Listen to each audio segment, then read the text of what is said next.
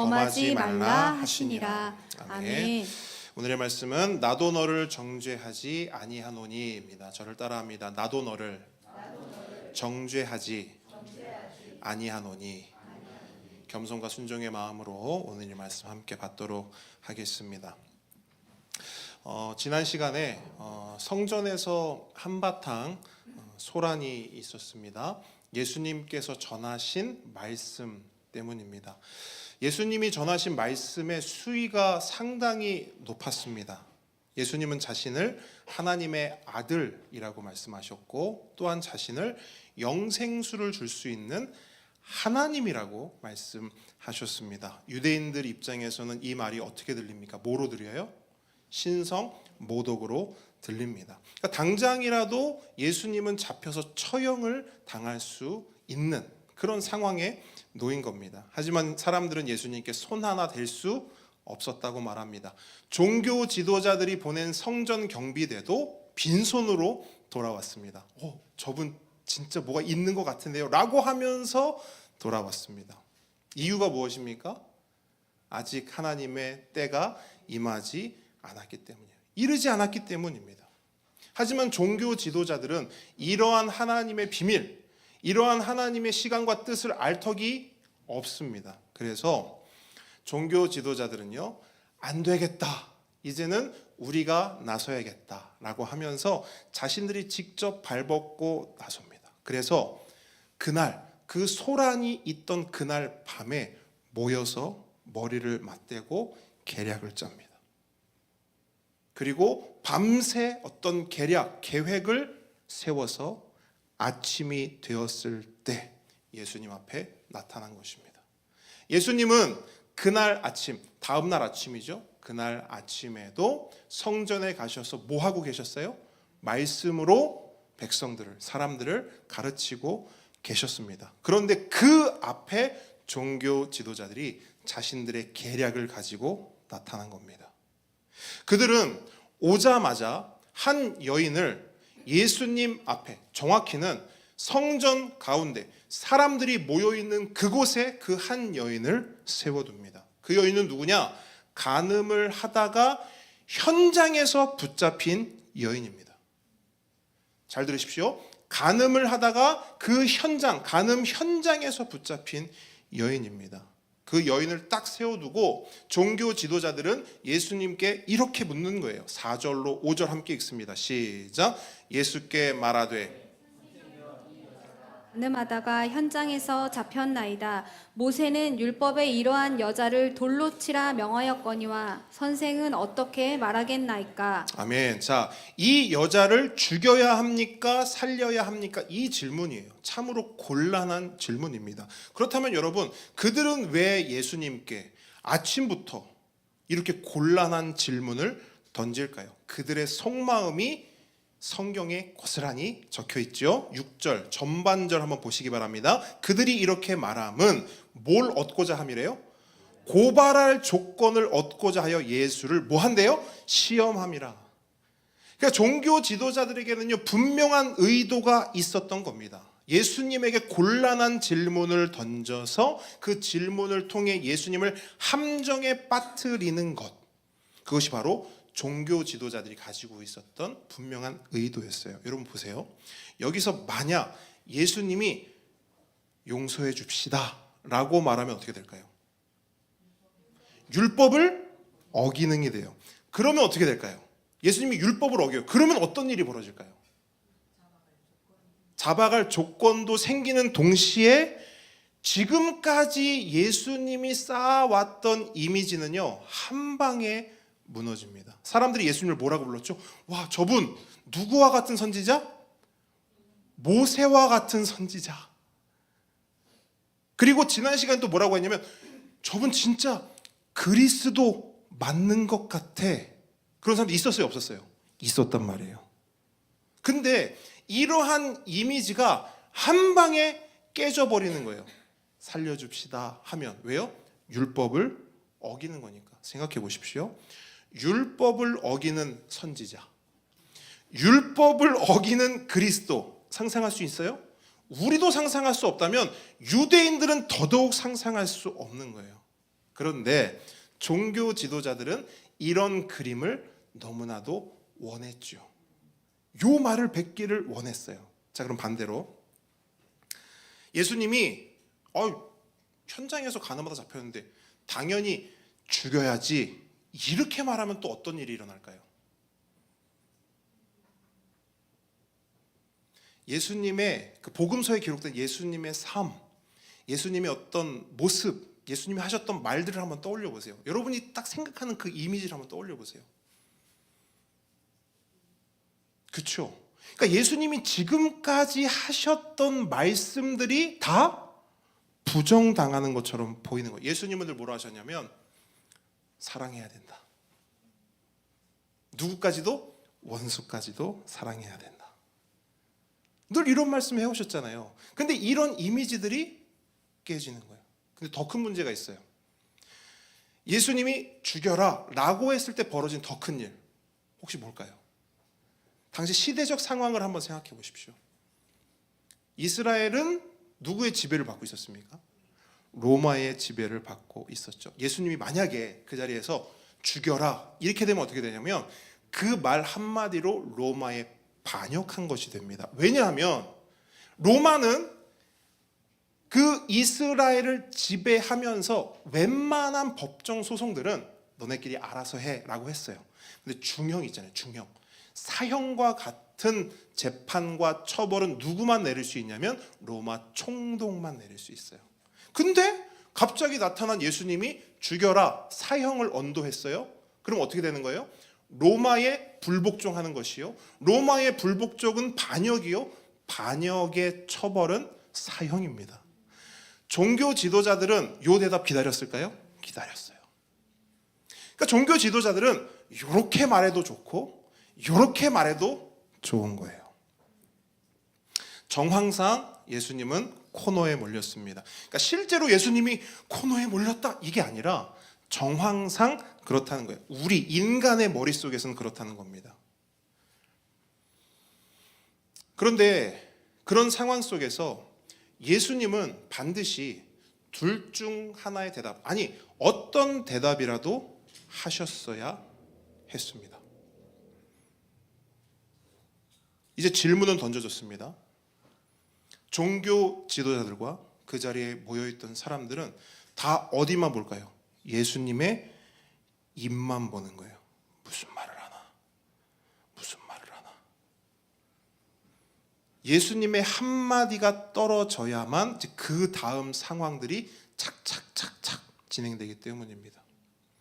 그런데 그때 예수님은요, 그 당시 사람들, 종교 지도자들과 그 자리에 있던 사람들, 심지어 우리조차 예상치 못하고 상상하지 못한 행동을 하십니다. 어떤 말을 하시는 게 아니라 행동을 하시는 거예요. 그 행동이 뭐죠? 6절 후반부 보세요. 예수께서 몸을 굽히사 뭐 하세요? 손가락으로 땅에 쓰시는 거예요.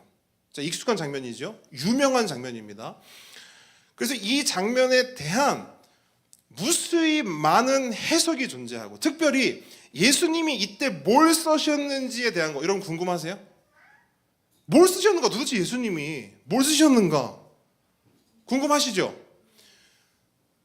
학자들도 이게 너무나 궁금했던가 봐요. 그래서 연구를 진짜 많이 했습니다. 근데 문제가 뭐냐? 본문을 보시면 예수님이 뭘 썼는지 알 수 있는 힌트나 증거가 있을까요? 없어요. 본문은 그것에 대해 전혀 언급하고 있지 않습니다. 그렇기 때문에 우리는 예수님이 뭘 쓰셨는가, 이걸 무리하게 추측할 필요는 없어요. 대신 우리가 주목해야 될 건 뭐냐? 예수님께서 하신 행동, 그리고 그 행동에 대한 사람들의 반응, 여기에 집중할 필요가 있는 거예요. 사실 뭐 여러 가지 해석들이 있어요. 뭐 이런 말씀을 썼다, 저런 말씀을 썼다, 저런 말씀을 썼다, 엄청나게 많은데요, 다 추측입니다. 그래서 일단은 그거는 덮어두고 어떤 예수님의 행동이 있었고 그 행동으로 인하여서 사람들은 어떻게 반응했는지 그걸 한번 보도록 할게요. 말씀 다시 보세요. 7절 전반부 한번 보시겠어요? 예수님께서 손가락으로 땅에 막 쓰시니까 7절 전반부에 뭐라고 해요? 그들이 묻기를 마지 아니하는지라. 이게 말이 어려워요. 마지 않다, 이게 뭐지요? 마지 않다, 무슨 말이냐면요, 추궁한다는 거예요. 추궁했다. 예수님께서 대답을 하셔야 되는데 대답은 안 하시고 그냥 바닥에 앉아가지고 글만 쓰고 있으니까 마지 않다. 계속해서 말을 하라고 종교 지도자들이 추궁하고 다그치는 겁니다. 그 장면이 지금 연출됐어요. 그런 상황이 있은 후에 이제 예수님께서 비로소 자리에서 일어나십니다. 그리고 나서 7절 말씀, 무슨 말씀을 하시는가? 7절 함께 읽습니다. 시작. 그들이 묻기를 맞지 아니하는지라 이에 일어나 이르시되 너희 중에 죄 없는 자가 먼저 돌로 치라 하시고. 아멘. 자, 예수님의 대답은 1번도 아니었고 2번도 아니었어요. 그러니까 종교 지도자들이 원했던 대답이 아니었습니다. 예상을 완전히 빗나간 거예요. 그런데 잘 보십시오. 단순히 예상만 빗나간 게 아니고요. 예수님의 이 대답으로 인해서 종교 지도자들은요, 당황했어요. 당황했어요. 왜 당황했는지 아세요? 한번 상상을 해보자고요. 종교 지도자들의 손에는 뭐가 들려 있을까요? 상상을 해보는 거예요. 가위가 들려 있을까요? 주걱이 들려 있을까요? 돌이 들려 있는 거예요. 돌이 들려 있는 거예요. 왜? 예수님의 말 한마디가 떨어지면 죽여라 하면 어떻게 해요? 같이 던지려고요. 그런데 예수님이 야, 너희 중에 죄 없는 자가 먼저 돌로 쳐 라고 하는 순간 종교 지도자들은 뭘 느꼈냐면 이 돌, 이 여자 거 아니네? 이거 누구 거예요? 내 거네. 맨 처음 그들은 여인을 향해 돌을 그렇죠? 조준했어요. 그 다음으로 누굴 향해 조준했어요? 잘 생각해 보세요. 처음에는 여인을 향해 돌을 조준했어요. 그 다음에 예수님을 향해 돌을 조준했어요. 그런데 그 돌은 결국 누구를 조준해요? 나를 조준하는 거예요.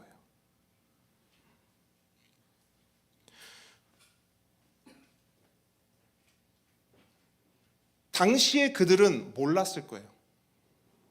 근데 그들이 했던 행동에는요, 굉장한 의미가 있습니다. 처음으로 여인을 향해 이 돌을 던졌을 때 나는 어떤 존재가 되냐면 사람을 심판하는 존재가 돼요. 맞습니까? 너 이거 잘못했네. 잘못했으면 벌을 받아야지. 사람을 조준해요. 그 다음에 본인들의 의도, 본인들은 모르지만 그 다음에 예수님을 향합니다. 너 이제 잘못할 거잖아. 그러면 벌 받아야지. 누굴 심판하고 있어요? 하나님을 심판한단 말이에요. 사람을 심판하는 자리, 하나님을 심판하는 자리에 딱 섰더니 결국 나는 어떤 존재가 돼요? 심판을 하는 자가 아니라 심판받는 자가 되어버리는 겁니다. 물론 요때는 이 사람들이 이거를 깨닫거나 알았거나 그런 건 아니에요. 하지만 이들은 예수님의 이 말씀 앞에 주춤합니다. 너희 중에 죄 없는 자가 먼저 돌로 치라. 여러분, 이 말씀은 사실은 예수님이 만들어서 즉석에서 즉흥적으로 하신 말씀은 아닙니다. 철저히 율법에 근거한 말씀이었어요. 신명기 17장에 보면 이런 말씀이 있습니다. 이런 자를 죽이기 위하여는 증인이 먼저 그에게 손을 댄 후에 뭇 백성이 손을 댈지니라. 이런 말씀이 있어요. 율법에 따르면 어떤 죄인을 처벌하기 위해서는 누가 제일 앞장서야 된다는 거예요? 누구요? 말씀을 한 번 더 읽어드릴게요. 잘 들어보세요. 이런 자를 죽이기 위하여는 증인이 먼저 그에게 손을 댄 후에 나머지 백성이 손을 대라, 이렇게 말한단 말이에요. 누가 앞장서야 돼요? 증인. 첫 돌을 증인들이 던져야 된다는 거예요. 첫 돌을 증인이 던지고 난 다음에 그 다음에 그 주위에 몰려있던 백성들이 같이 처벌을 하는 겁니다. 그럼 증인이 먼저 던지는 이유가 뭘까요? 사실 이런 상황이 우리한테는 사실 경험이 없어서 좀 낯설 수 있겠지만 한번 생각을 해보자는 거예요. 왜 증인이 먼저 던지라고 하실까? 뭐 때문에? 자, 이 돌을 보세요. 돌이 하나 던져지고 두 개, 세 개 던져지고 나면 그거 멈출 수 있을까요? 언제까지 던져지는 거예요, 이 사람? 죽을 때까지. 자, 근데 그 시작을 누가 하는 거예요? 증인. 자, 요거 한번 시작하면 이 사람 죽어야 끝나는 거예요. 근데 증인이 먼저 던지라고 해요. 이유가 뭘까요? 여러분의 상상력이 필요합니다. 책임이죠. 그냥 아무나 던져버리면 이 사람 죽는 거예요. 죽고 실수했네? 돌이킬 수 있습니까? 증인이 먼저 돌을 던진다는 건 이 처벌에 대한 책임이 누구에게 있다는 거예요? 증인에게. 특별히 잘 보세요. 증인, 단수가 아닙니다. 증인들에게 있습니다. 그러니까 성경은 분명히 말해요. 증인 한 명으로 이런 율법을 실행할 수 있습니까? 없어요. 증인들이어야 돼요. 증인들. 그리고 그 증인들은 이 처벌에 대한 책임을 져야 합니다. 자, 정리합니다. 어떤 자를 처벌할 때 첫 돌은 누가 던진다? 증인들이 던진다. 그러면 이 증인들에게는요, 어떤 조건이 필요해요. 아무나 이 증인이 될 수 없어요. 증인의 조건 첫 번째 뭐냐? 범죄 현장을 목격해야 합니다. 그죠? 당연한 거죠. 두 번째, 그 범죄와 전혀 무관한 사람이어야 합니다. 맞습니까? 이 두 가지가 증인의 가장 기본적인 그 자격이에요. 그 범죄 현장을 목격해야 하고 그 범죄와 아무런 관련이 없어야 합니다. 그런 의미에서 예수님의 말씀을 한번 보자는 거예요. 너희 중에 죄 없는 자가 던져라. 이 말이 뭔가? 예수님 말씀은 이렇게 말씀하시는 것 같아요. 너희 중에 누가 먼저 돌을 던져라? 증인이. 자, 요 죄 없다라는 말을 우리가 이제 이해하자는 거예요. 이게 무슨 말인가? 죄 없는 자가 던져라? 그럼 아무도 못 던지죠. 근데 예수님이 이 상황에서 하셨던 말씀이 뭐냐면 너희 중에 증인이 먼저 던져봐. 이 말씀인 거예요. 증인들이 먼저 던져. 야, 너희들이 오늘 본문 앞쪽에 보세요. 너희들이 현장에서 잡아왔다며? 던져. 너희들 현장에서 이 범죄하는 거 다 봤다며? 이 여인이 죄 짓는 거 봤다며? 던져. 그럼 당연히 너희들은 이 범죄와 아무런 상관이 없을 거 아니야. 그러니까 율법대로, 니네 좋아하는 그 율법대로 던져. 그리고 나서 예수님이 뭐예요? 다시 앉아서 글을 써요. 이들이 먼저 질문을 했는데 이제 누구에게 질문을 던져요? 이들에게. 증인들이잖아. 던져. 근데 요 다음 상황이 재밌어요. 예수님이 야, 증인들 던져 했더니 어떻게 합니까? 9절 한번 같이 읽겠습니다. 9절 시작. 그들이 이 말씀을 듣고 양심의 가책을 느껴 어른으로 시작하여 젊은이까지 하나씩 하나씩 나가고 오직 예수와 그 가운데 섰는 여자만 남았더라. 자, 요 상황이 연출되는 거예요. 아니 증인들이면 마땅히 돌 던지면 되잖아요. 근데 돌을 안 던지고 돌을 툭툭툭툭 내려놓더니 나가는 거예요. 그 자리에서 빠지는 거예요. 근데 본문을 보니까 그들이 그랬던 이유가 나와요. 예수님이 하신 말씀에 양심에 뭘 느꼈대요? 가책을 느꼈대요. 양심의 가책을 느꼈다. 어떤 양심의 가책을 느낀 거지? 우선적으로 여러분 우리가 알아야 될 게 있어요. 뭐냐면 결론부터 말씀드리는 겁니다. 오늘 본문에 나타나는 정황만 봐도요, 그들은 진짜 증인이 아닐 가능성이 매우 높습니다. 앞서 말씀드렸던 대로 증인에겐 두 가지 조건이 있어요. 첫 번째, 범죄 현장을 목격해야 합니다. 그러면 생각해 보는 거예요. 이 사람들은 진짜로 그 여인의 간음 현장을 진짜 목격했을까? 진짜 목격했을까? 여러분 어때요? 요거 가능할 것 같아요? 그 여인의 그 간음 현장을 직접 목격했다. 힌트를 드립니다. 당시 유대인 사회에서 이 간음은 진짜 무거운 중범죄예요. 진짜 무거운 중범죄. 처벌이 뭐예요? 사형. 걸리면 어떻게 돼요? 죽어요. 그러면 좀 말이 웃기긴 합니다만 여러분들이 간음을 하는 당사자라고 생각해 보세요. 걸리게 할 것 같아요? 아니 그러니까 말이 이상하다 말씀드렸죠? 여러분이 당사자라면 어떨 것 같아요? 그럼 어떻게 할까요? 이것도 말이 웃기지만 간음은 하고 싶어. 근데 걸리면 안 돼. 그럼 어떻게 하죠? 최선을 다해서 걸리지 않도록 하겠죠. 필사의 각오로 하지 않겠습니까? 왜요? 걸리면 죽으니까. 저도 이제 이 부분을 묵상하면서 참 그랬거든요. 야, 목숨을 걸고 간음을 한다? 진짜 간음이 하고 싶은가 보구나. 근데 어쨌든 그러니까 이 사람들은요 장난으로 하는 게 아니에요. 지금 간음이라는 게 목숨 걸고 하는 거예요. 대충 하겠냐는 거죠.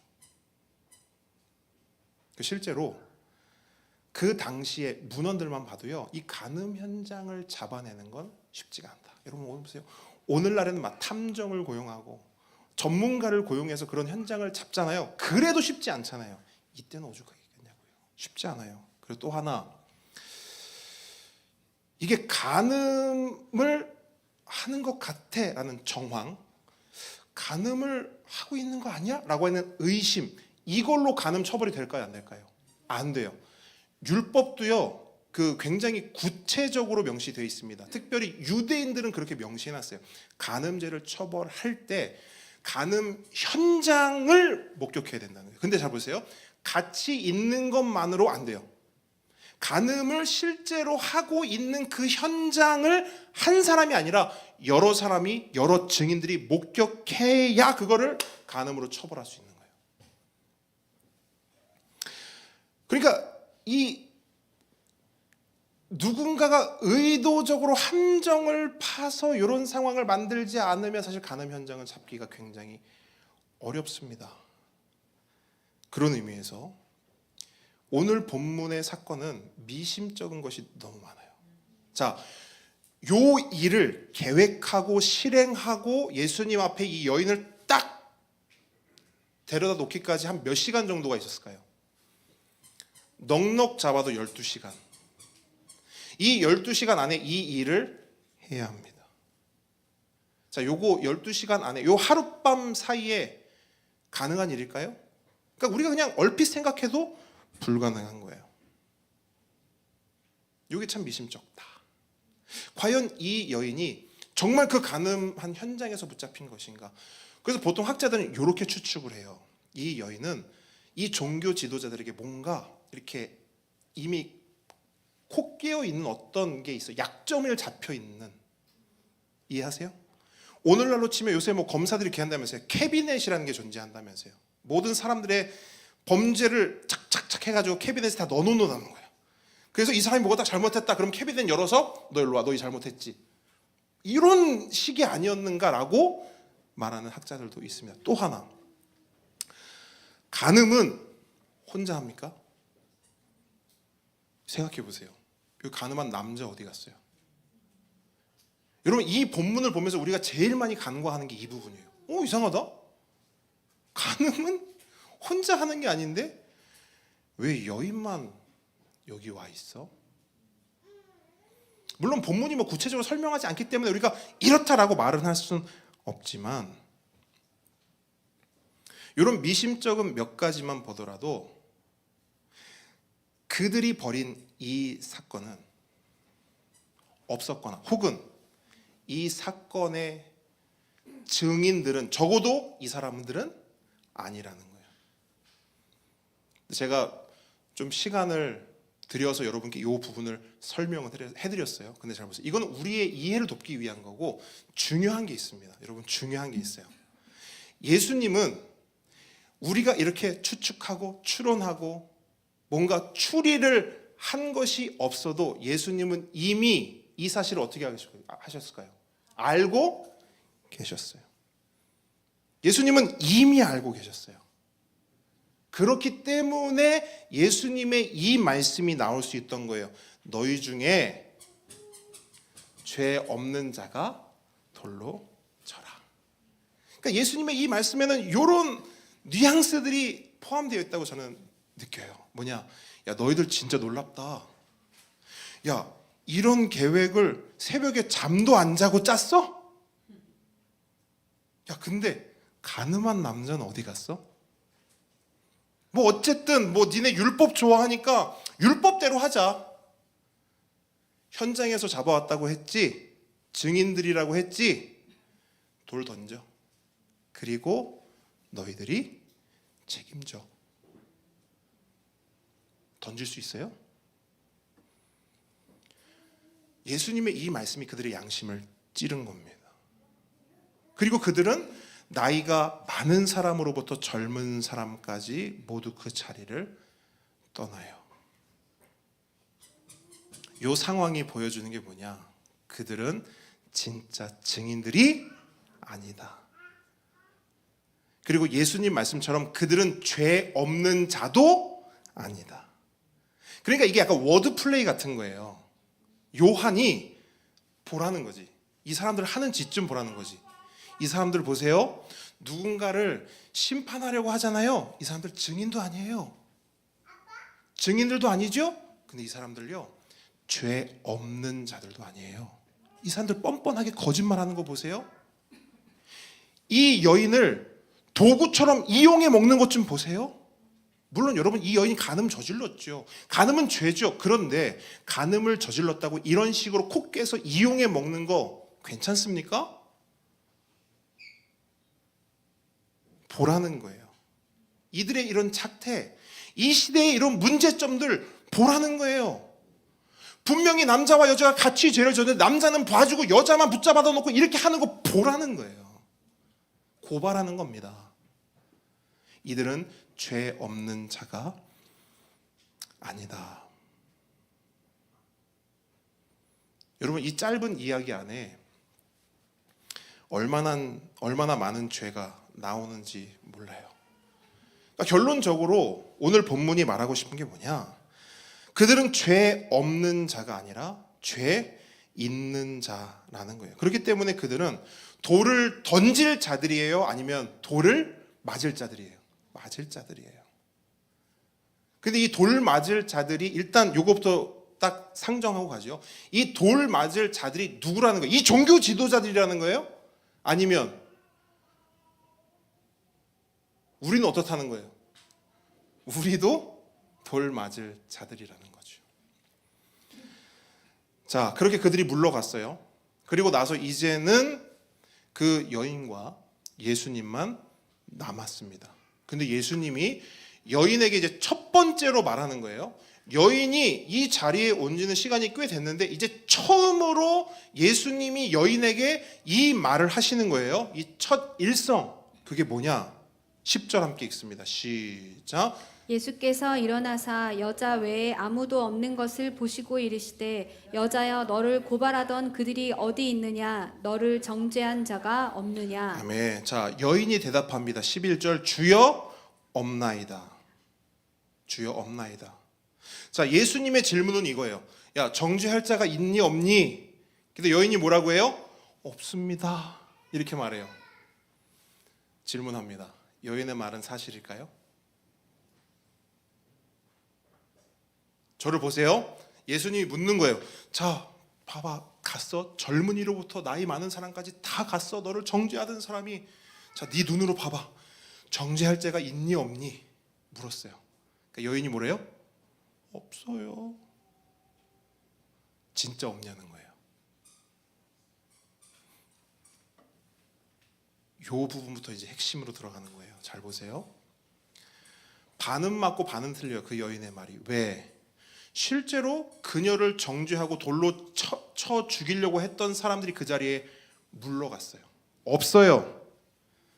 그런데 그 여인 앞에 누가 서 있어요? 예수님. 여러분, 예수님이 누군지 아세요? 죄 없으신 분이에요. 이거 굉장히 중요한 포인트입니다. 예수님이 이렇게 야, 죄 없는 자가 돌 던져 이렇게 말했잖아요. 그 죄 없는 자는 결국 누구를 말하는 거예요? 예수님이에요. 그럼 그 여인에게 돌을 던지고 그 여인을 정죄하고 그 여인을 처벌하고 그 여인을 심판할 수 있는 유일한 분은 누구예요? 예수님. 예수님께만 그런 권한이 있는 것입니다. 생각해 보십시오. 그 종교 지도자들이 심판한다고 정죄한다고 우르르 몰려왔는데 정작 그들의 실체는 어떻죠? 그들은 정죄할 자격도 없고 그들은 돌 던질 자격도 없어요. 오히려 그들이 정죄 받아야 하고 그들이 돌 맞아 죽어야 해요.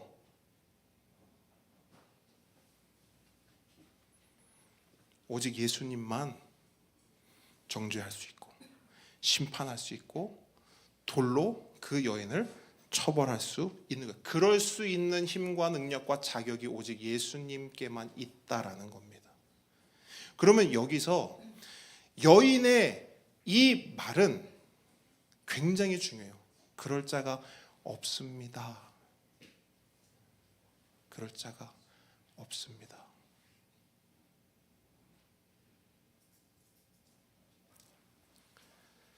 그 여인의 대답을 듣고 예수님은 뭐라고 말씀하십니까? 11절 보시면 예수께서 이르시되 나도 너를 어떻게 말했는데요? 정죄하지 아니하노니. 나도 너를 정죄하지 아니하노니.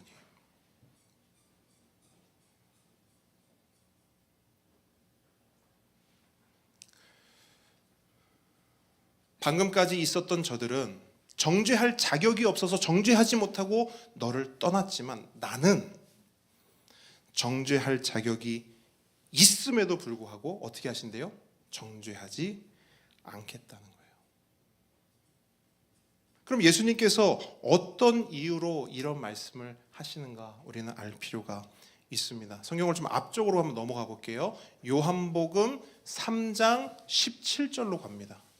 예수님께서 왜 이런 말씀을 하시는가? 아니 분명 잘못을 했고 죄를 졌는데 왜 정죄하지 않으신다고 말씀하시는가? 요한복음 3장 17절 찾으셨습니까?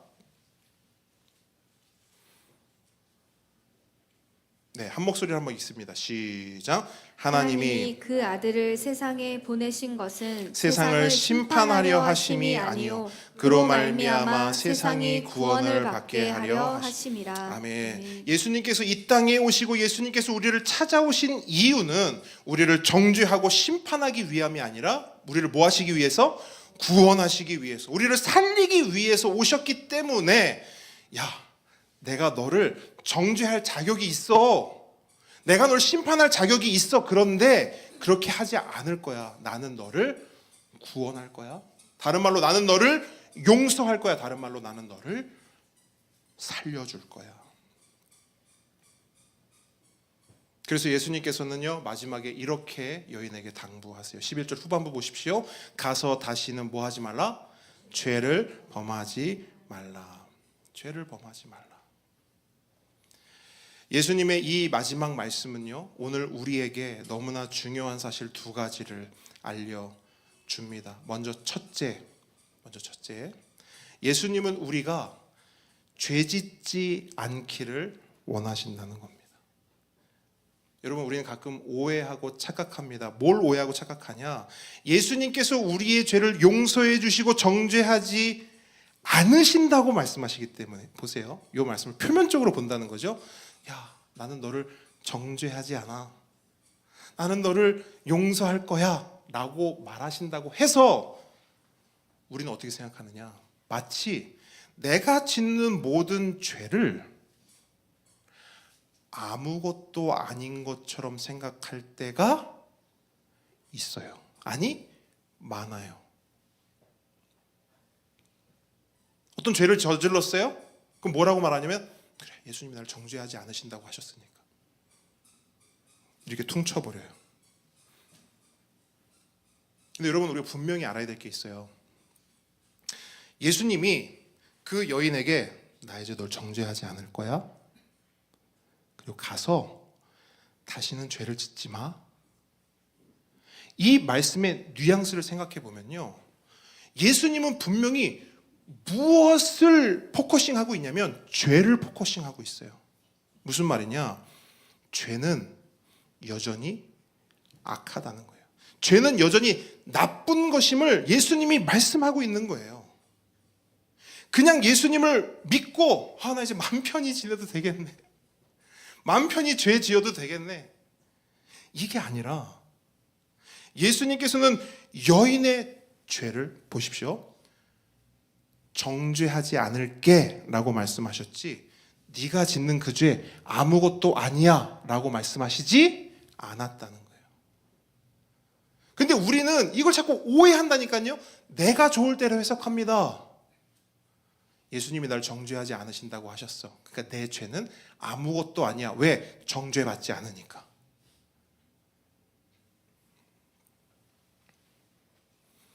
생각해 보십시오. 예수님께서 정죄하지 않겠다고 하신 말씀은요, 우리의 죄를 눈 감아주고 용서해 주시겠다는 겁니다. 그러면 그 용서는 그냥 됩니까? 아니죠. 죄의 삭은 사망입니다. 이거 우리가 만든 법인가요? 누가 만든 법이죠? 하나님이 만드신 법이에요. 죄의 삭은 사망입니다. 무슨 말이냐? 죄는요 반드시 책임이 따르고, 죄는요 반드시 값을 치러야 한다는 거예요. 그렇다면 예수님께서 여인을 정죄하지 않으시고 그녀의 죄를 눈 감아 주시고 그녀를 용서해 주시겠다는 것은 어떤 의미가 있는 겁니까? 그냥 모든 죄를 없었던 것으로 해줄게 라는 거예요? 아니죠. 그 여인의 죄를 대신 책임지시겠다는 겁니다. 다른 말로 그 죄인을 대신해서 예수님께서 죄인이 되시겠다는 거예요. 그 죄인이 받을 벌을 예수님이 대신 받으시겠다는 거예요. 그 죄인이 맞을 돌을 누가 맞아요? 예수님이 맞으시겠다는 거예요. 대신 맞을 것이다, 이 말이거든요. 그러면 예수님께서 정말로 죄인들을 대신해서 돌을 맞으시는가? 요한복음은 참 기가 막혀요. 아니, 성경은 참 기가 막혀요. 8장으로 한번 가보시겠어요? 요한복음 8장. 요한복음 8장의 마지막 절 한번 보시겠어요? 59절.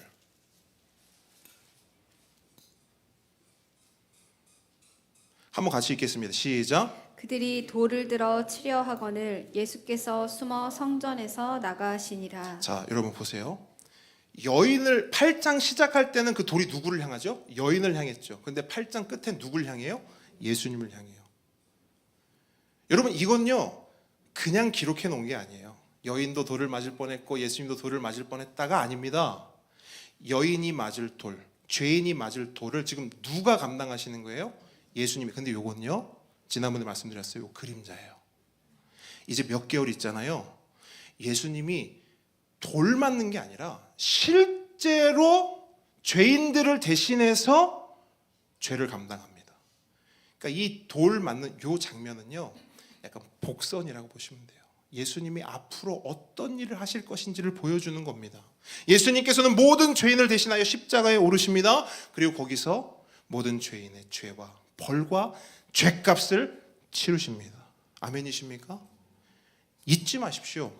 우리가 받은 용서와 용납과 은혜는요 그냥 어디서 뚝 떨어진 것이 아닙니다. 내가 잘나서 받은 것도 아니고 내가 뭘 해서 받은 것도 아닙니다. 오직 예수님께서 나를 대신하여 벌을 받으시고 나를 대신하여 죽으시고 나를 대신하여 죄값을 모두 치르셨기 때문에 우리가 그 은혜와 용납과 용서를 받아 누릴 수 있는 것입니다. 그래서 은혜인 겁니다.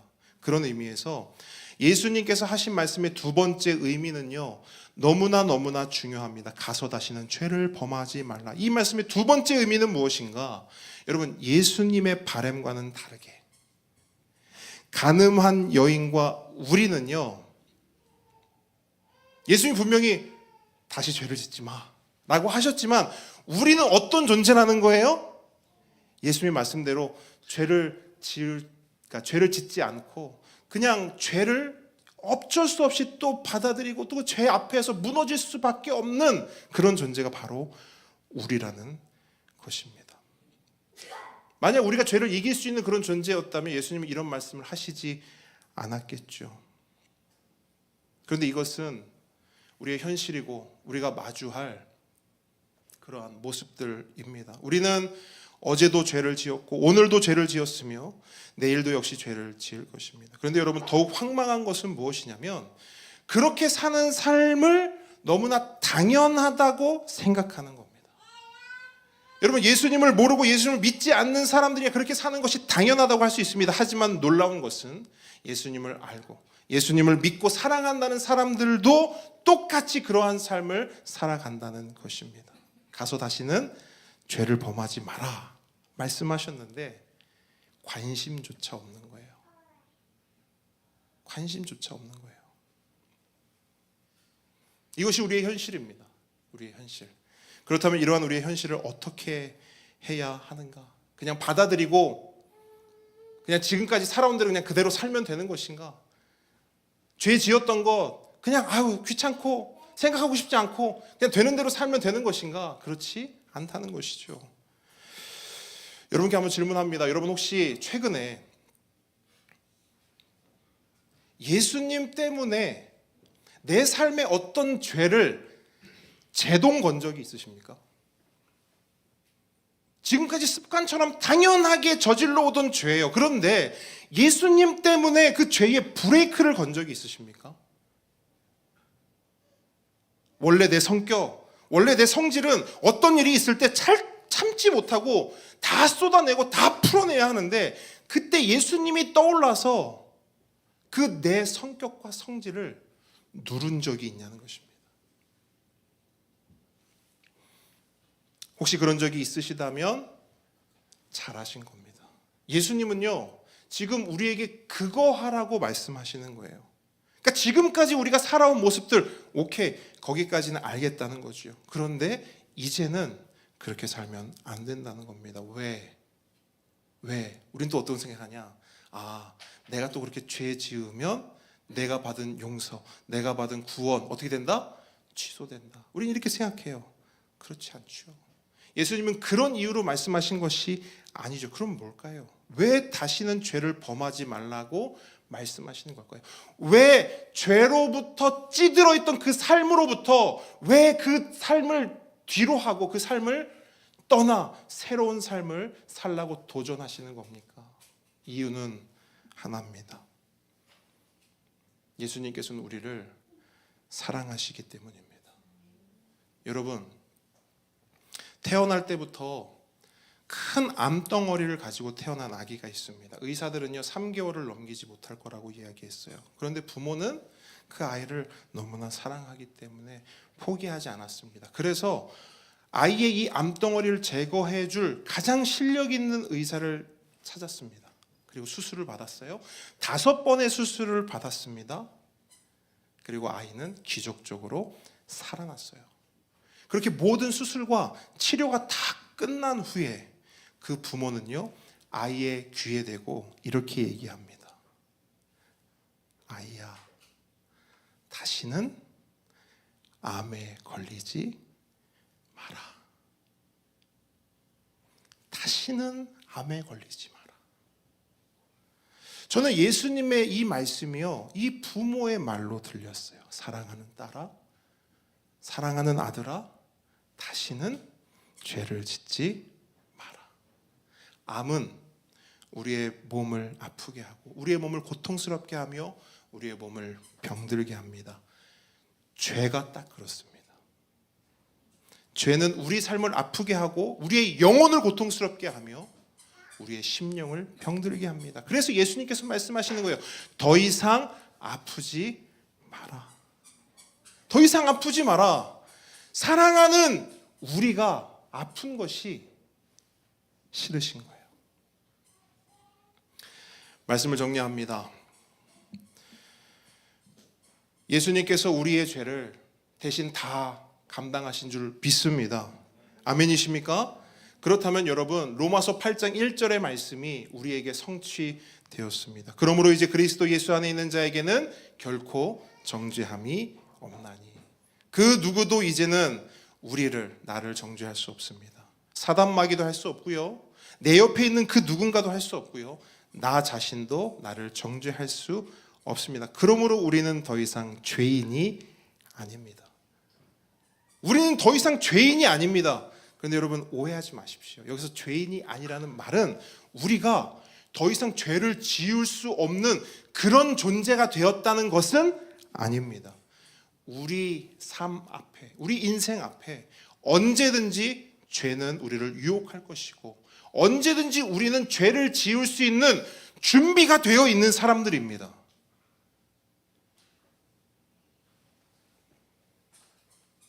그럼 예수님께서 우리에게 말씀하신 그것은 무엇일까요? 잘 들으십시오. 우리가 더 이상 죄인이 아니라는 말은 여전히 죄를 지을 수도 있고 여전히 죄의 유혹이 우리 앞에 있지만 예수님 때문에, 예수님이 너무 좋기 때문에, 예수님이 너무 고맙고 예수님을 너무 사랑하기 때문에 내 앞에 있는 죄, 그 죄를 거부하고 짓지 않는 것, 그것이 바로 우린 더 이상 죄인이 아니다라는 말의 의미인 것입니다. 그렇게 나의 본성을 부인하고 내 성질을 거부하며 내 욕심을 내려놓고 사는 것, 그렇게 사는 삶이 바로 예수님을 믿는 삶이요, 더 이상 죄인이 아닌 삶인 것입니다. 여러분, 결국 우리의 죄를 멈출 수 있는 것은 단 하나뿐입니다. 예수님의 사랑입니다. 예수님의 사랑을 경험하고 나도 그 예수님을 사랑할 때 비로소 우리의 죄에 브레이크가 걸리고요, 제동이 걸리기 시작합니다. 예수님이 하신 말씀 잊지 마십시오. 다시는 죄를 짓지 마라. 이 말씀이 우리 삶 가운데 성취되길 주님의 이름으로 축복합니다. 함께